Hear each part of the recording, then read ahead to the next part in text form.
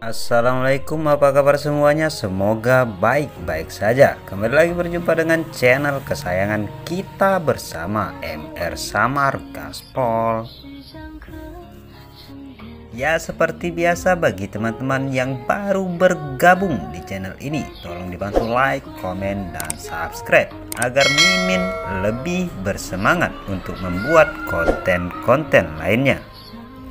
Haha, di sini Mimin akan kembali bercerita tentang film animasi si Shinji season 4. Perlu diingat bahwa video ini berisi spoiler. Oleh karena itu bagi teman-teman yang tidak suka akan spoiler agar di skip aja, dan bagi yang suka gak ada salahnya cuy untuk membantu perkembangan channel Mimin ini. Oke, kita mulai saja ceritanya. Di episode sebelumnya kita diperlihatkan bahwa di saat-saat keadaan Dhritarashtra sedang dalam kondisi kritis, Sun Wukong datang dengan menghalau pedang di sitian dengan toya saktinya. Melihat benda yang sangat keramat tersebut serta merta membuat Dhritarashtra dan di sitian terlihat begitu kaget. Pasalnya yang mereka tahu bahwa Sun Wukong sekarang sudah ada di alam baka. Loh, kok bisa? Dan setelah Sun Wukong menampakkan dirinya, barulah mereka yakin bahwa yang datang tersebut adalah Sun Wukong yang telah bereinkarnasi. Dan saat tiba di sana, Sun Wukong mengeluarkan sumpah serapanya kepada Di Sitian. Mendengar caci maki dari Sun Wukong, Di Sitian tidak terlalu mempersoalkannya. Malah dia berkata bahwa dia tidak menduga akan bertemu kembali dengan Sun Wukong, serta menanyakan apa tujuan Sun Wukong datang ke istana surga. Mendapatkan pertanyaan yang begitu rupa, Sun Wukong menjawab bahwa dia akan membongkar niat jahat dan kotor Di Sitian. Karena menurutnya Di Sitian hanyalah sesosok yang sangat munafik dalam hidupnya. Mendapatkan hinaan dari seekor siluman kera membuat Di Sitian terlihat sangat marah, karena menurutnya seekor siluman kera tidaklah pantas menudingnya yang merupakan pemimpin dari para dewa serta master dari dunia ini. Melihat ekspresi marah Di Sitian, Sun Wukong tidak mau ambil pusing karena menurut Di Sitian hanyalah seorang kakek tua yang sangat brengsek. Mendengar jawaban dari Sun Wukong yang tidak terduga tersebut semakin membuat Di Sitian bertambah marah. Dia mengatakan bahwa Sun Wukong sangat kurang ajar dan tidak ada sopan santun sama sekali. Itulah sebabnya di masa lalu Sun Wukong harus melalui bermacam-macam cobaan, dan walaupun telah dikurung selama 300 tahun, menurut Di Sitian ternyata Sun Wukong tidak berubah sedikit pun. Di Sitian kembali mengatakan bahwa kali ini dia harus mendidik Sun Wukong dengan tangannya sendiri. Setelah mengatakan itu, Di Sitian langsung mengayunkan pedangnya ke arah Sun Wukong. Beruntung Sun Wukong dapat bergerak dengan cepat dan berhasil menghindari serangan mendadak dari Di Sitian. Sekarang adu jotos kembali diperlihatkan. Serangan demi serangan yang dilancarkan oleh Di Sitian dengan menggunakan pedang emasnya dapat diblokir oleh Sun Wukong dengan menggunakan toya saktinya.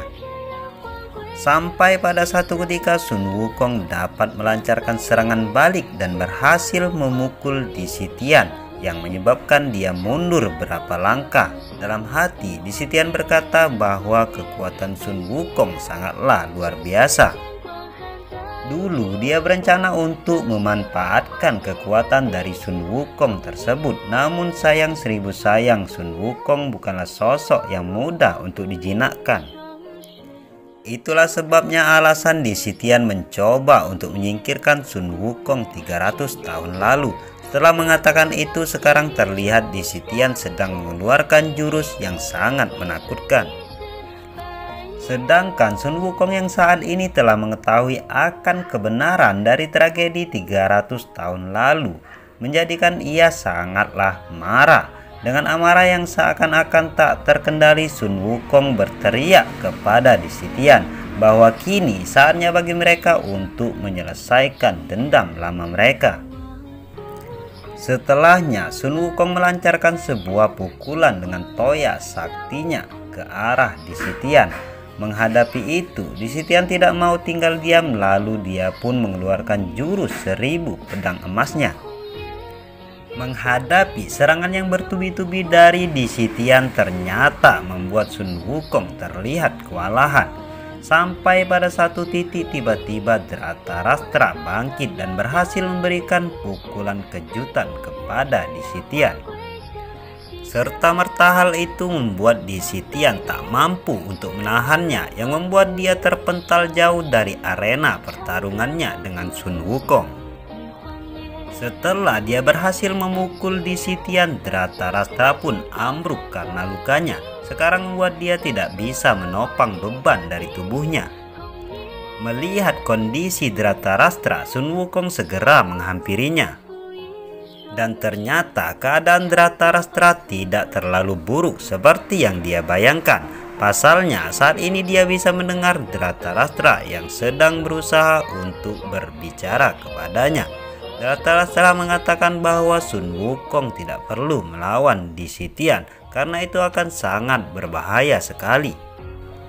Dia pun menyuruh Sun Wukong untuk segera kabur sebelum Di Sitian kembali ke tempat mereka berada. Mendengar apa yang dikatakan oleh dewa sekelas Dhratarashtra dan melihat kondisi mereka sekarang saat ini, Sun Wukong mau tidak mau harus menuruti saran dari Dhratarashtra. Sedangkan Di Sitian yang telah terpental jauh akibat pukulan Dhratarashtra kini telah bangkit kembali, dan saat ini dia sangat marah sekali dengan apa yang dilakukan oleh kedua musuhnya kepadanya tersebut. Dia pun kembali menuju ke penjara atas awan. Sesampainya Di Sitian di sana, dia menanyakan tentang keberadaan Sun Wukong. Namun kedua penjaga yang saat ini yang sedang bertugas di shift siang tidak melihat siapapun yang berkeliaran di penjara tersebut. Mendengar jawaban dari kedua penjaga yang tidak memuaskan itu, semakin membuat Di Sitian terlihat meradang. Dia pun segera mengeluarkan jurusnya dan menyingkirkan kedua penjaga itu dalam sekejap. Karena dia tidak berhasil menemukan Sun Wukong, sekarang Di Sitian terlihat tidak mau ambil pusing dengan keberadaan Sun Wukong. Dia pun segera melancarkan ambisinya untuk menguasai Istana Surga. Di tempat Guan Yin dan Raja Dewa Barat serta petinggi dewa lainnya, mereka mendengar sebuah suara lonceng. Hal itu menandakan bahwa sekarang ada seorang musuh yang sedang menyusup ke Istana Surga. Sedangkan di tempat para geng Di Sitian, bunyi tersebut merupakan sebuah isyarat untuk memulai penyerangan terhadap Istana Surga. Saat ini Sun Wukong telah berhasil lolos dari kejaran Di Sitian, dan sekarang mereka berdua beristirahat di atas atap bangunan Istana Surga. Ketika Dhratarashtra juga mendengar suara lonceng yang berbunyi, dia segera memperingatkan Sun Wukong untuk segera pergi dari Istana Surga. Karena menurutnya suara lonceng itu adalah peringatan yang menandakan bahwa Istana Surga sekarang dalam keadaan siaga 1. Hal itu adalah sesuatu yang telah diatur oleh Di Sitian untuk memburumu, dan Dhratarashtra pun menyuruh Sun Wukong untuk segera meninggalkannya, karena menurutnya kali ini Sun Wukong harus selamat dari kejaran pasukan Istana Surga. Jangan sampai kejadian 300 tahun lalu kembali terulang. Mendengar saran dari Dhratarashtra, watak keras kepala Sun Wukong kembali ke dalam raganya.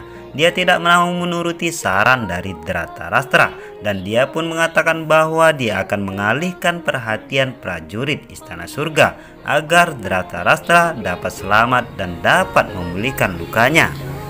Sun Wukong pun meloncat dari bangunan ke bangunan, sehingga tindakannya tersebut membuat semua prajurit terfokus pada dirinya seorang. Ya, kini tragedi 300 tahun lalu akan terulang kembali. Sun Wukong, sang raja kera dari Gua Huaku, siap mengacaukan kayangan kembali bersambung. Oke, itu saja cerita kita pada hari ini. Kalau rame kita akan lanjut pada hari berikutnya. Mudah-mudahan dapat menghibur kita semua. Bagi yang suka tolong dibantu perkembangan channel Mimin ini dengan like, komen, dan subscribe. Oke, bye-bye.